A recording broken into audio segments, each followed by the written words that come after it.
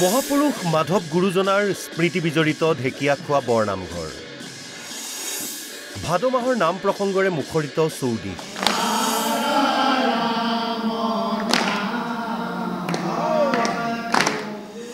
শ বছৰ ধৰি জ্বলি থকা অক্ষয় বন্তি নামঘৰত মূৰ দুৱালেই ভকত বৈষ্ণৱে পায় এক শক্তি এয়া যোৰহাটৰ টিয়কত থকা ঢেকীয়াখোৱা বৰনামঘৰ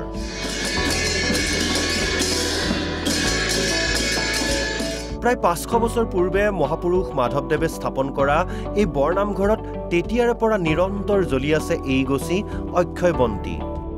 যিয়ে পোহৰাই ৰাখিছে ভকত বৈষ্ণৱ আই মাতৃসকলৰ মন আৰু জীৱন ভাদ মাহ উপলক্ষে চলি আছে নাম প্ৰসংগ বাজিছে দবা কাঁহ ৰাজ্যৰ বিভিন্ন প্ৰান্তৰ পৰা নিতৌ আহিছে হাজাৰ হাজাৰ লোক বন্তি জ্বলাই শৰাই আগবঢ়াই প্ৰভু ভগৱন্তৰ ওচৰত লৈছে সেৱা প্ৰাৰ্থনা কৰিছে কুশল মংগল কামনা কৰি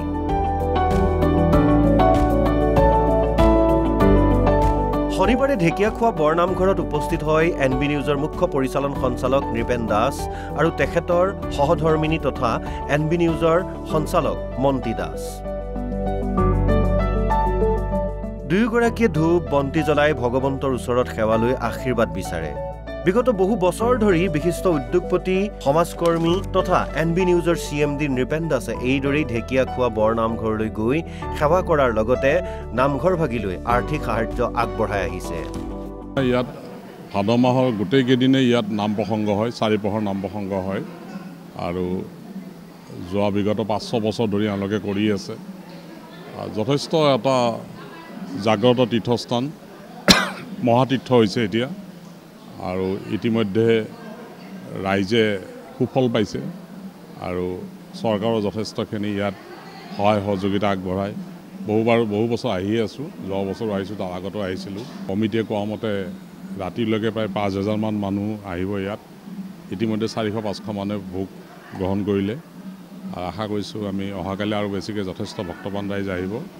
আজি ৱৰ্কিং ডেজ অফিচ খোলা আছে ভগৱান বিষ্ণুৰ ওচৰত চবে আশীৰ্বাদ বিচাৰে আৰু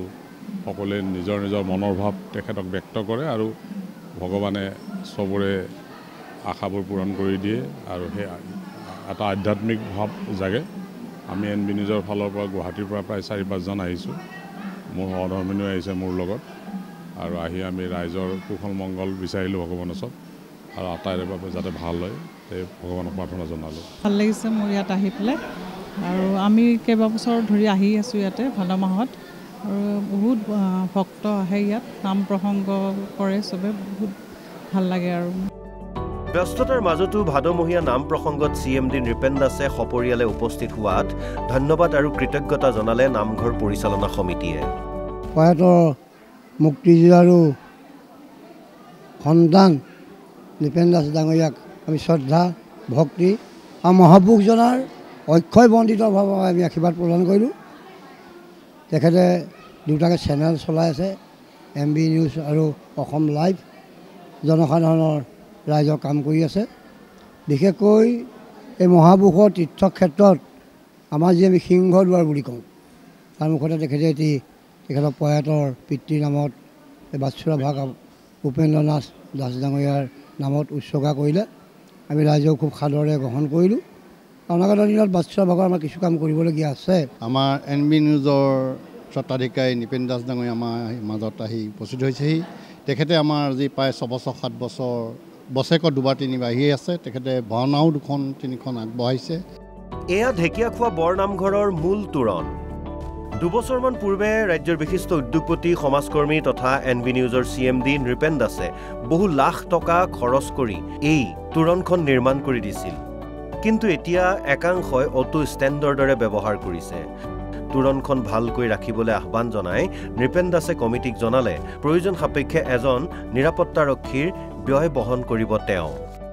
ৰাইজক আপিল কৰিম আমি আজি ২ বছৰ আগত ইয়াত এখন তোৰণ বনাই দিছিলোঁ এনবি নিউজৰ ফালৰ পৰা আজি আহোঁতে দেখা পালোঁ কেইবাখনো অটো চালক তাত অটো ষ্টেণ্ড কৰি থৈছে গতিকে মই বিনম্ৰভাৱে অনুৰোধ জনাইছোঁ কমিটিৰ আমাৰ সভাপতি মহোদয় আছে, তেখেতক মই আহিয়ে কৈছোঁ যে ইয়াত যাতে ভৱিষ্যতে তেনেকৈ অটো ষ্টেণ্ড কৰিব দিয়া নহয়, কাৰণ এইখন যথেষ্ট কষ্ট কৰি বনোৱা এখন তোৰণ আৰু ইতিমধ্যে ৰাইজে যথেষ্ট আপোন কৰি লৈছে তোৰণখনক। ইয়াত বহুতে চেলফি উঠে, কিন্তু মই আহোঁতে দেখিলোঁ প্ৰায় 10খনমান অটো তাত ৰখাই থৈছে। ভৱিষ্যতে যাতে এইখিনি নহয়, আৰু মই সমিতিক আজি ৰিকুৱেষ্ট কৰিছোঁ আপোনালোকে এটা ছিকিউৰিটি ব্যৱস্থা কৰক তোৰণখনত, এটলিষ্ট এই মাহটো যাতে নৰখায়, আৰু গোটেইকেইদিন নাথাকিলে আৰু ভাল। আৰু ছিকিউৰিটিৰ পইচাটো আমি এনবি নিউজৰ ফালৰ পৰা বহন কৰিম। এজন ল'ৰা, মই ভাল ল'ৰা এজন ৰাখিব দিছোঁ এওঁলোকক, সেইটো এনবি নিউজৰ ফালৰ পৰা আমি দিম। গেটখন যাতে ভালকৈ ৰাখে আৰু গেটখন যথেষ্ট মৰমত ৰাখিব লাগিব, তেতিয়াই কিছু বছৰ চলিব। বৰনামঘৰত সেৱা জনাই ঈশ্বৰৰ আশীষ লৈ প্ৰায় 500 ভকত বৈষ্ণৱৰ বাবে অন্ন সেৱাও আগবঢ়াই নৃপেন দাসে। আন আন ভকত বৈষ্ণৱৰ লগতে সপৰিবাৰে তেওঁ গ্ৰহণ কৰে অন্নমুঠি। কেৱল যে অসমীয়া লোকসকলেই এই ঢেকীয়াখোৱা বৰনামঘৰলৈ আহে তেনে নহয়, বৰঞ্চ অন্য সম্প্ৰদায় জাতিৰ লোকসকলেও এই ঢেকীয়াখোৱা বৰনামঘৰলৈ আহি সেৱা জনাই প্ৰভু ভগৱন্তৰ আশীৰ্বাদ বিচাৰে। विश्वनाथ चराली से आए हैं। यहाँ के बारे में बहुत नाम सुने थे, लेकिन यहाँ हम पहली बार आए हैं और यहाँ आके ऐसा लगा कि जो असम में है और यहाँ कहीं भी देखने को नहीं मिलता है, और सतयुग वाली फीलिंग्स आ रही है, जो बहुत ही प्राउड फील कर रहे हैं कि यहाँ आने का मुझे सौभाग्य प्राप्त हुआ। और इस नाम घर का बहुत दूर दूर तक में हमने चर्चाएं सुनी है। मैं ঢেকীয়াজুলিৰ পৰা আহিছোঁ, মই বৌ লগতে আহিছোঁ। তো মই আগে কি হ'ল কি কালি ৰাতি মই কৈছোঁ, বৌ এই আমাৰতো ভাদ মাহতে তাতে নামঘৰত বিৰাট কীৰ্তন হৈ আমি যাব লাগিব, মই তাতে কৈছোঁ, তেজপুৰতো কৈছোঁ।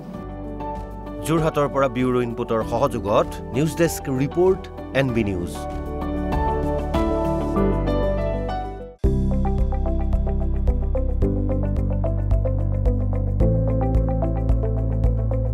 এনবি নিউজ, সহজ সৰল ভাষাত নৱভাৰতৰ কথা।